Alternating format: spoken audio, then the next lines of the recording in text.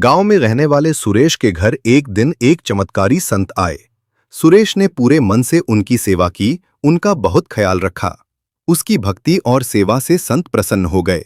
उन्होंने सुरेश को 4 दिए देते हुए कहा, एक दिया जलाकर पूर्व दिशा में जाना, जहां दिया बुझ जाए वहां जमीन खोदना, तुम्हें धन मिलेगा। अगर संतोष न हो तो दूसरा दिया पश्चिम दिशा में और फिर तीसरा दिया दक्षिण दिशा में जलाना। फिर संत ने चेतावनी दी, लेकिन चौथा दिया कभी मत जलाना। सुरेश ने पहली बार दिया जलाया और पूर्व दिशा में चल पड़ा।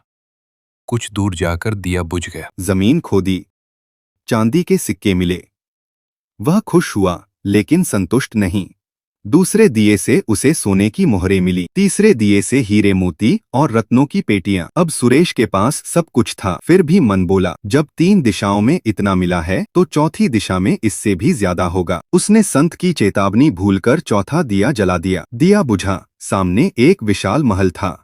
महल के अंदर जाने पर उसने देखा हर जगह सोना, हीरे मोती, कीमती आभूषण। सुरेश खुशी से पागल हो गया। तभी उसे एक कमरे से चक्की चलने की आवाज सुनाई दी। अंदर एक बूढ़ा आदमी चक्की चला रहा था। सुरेश ने पूछा, तुम यहाँ क्या कर रहे हो? बूढ़े ने कहा, पहले आकर यह चक्की चलाओ, फिर सब बताऊंगा। सुरेश ने चक्की चलानी शुरू की। तभी बूढ़ा बोला, मैं भी कभी तुम्हारी तरह लालची था। मैंने संत की बात नहीं मानी और मेरी पूरी जिंदगी इसी चक्की को चलाते हुए बीत गई। फिर उसने चेतावनी दी, इस चक्की को बंद मत करना।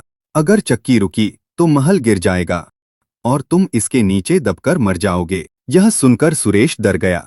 वह घबराकर बोला, अब मैं इस चक्की से कैसे छूटूं? बूढ़े ने भारी स्वर में कहा, जब तक मेरी और तुम्हारी तरह कोई और लालच में अंधा होकर यहाँ नहीं आएगा, तुम्हें मुक्ति नहीं मिलेगी। यह सुनते ही सुरेश फूट फूट कर रोने लगा। उसे समझ आ गया कि जिस धन की चाह में वह यहाँ पहुँचा, वही उसका सबसे बड़ा बंधन बन गया। सीख, लालच इंसान को जितना देता है उससे कहीं ज्यादा छीन लेता है। संतोष ही सच्ची संपत्ति है। लाइक एंड सब्सक्राइब तो बनता है।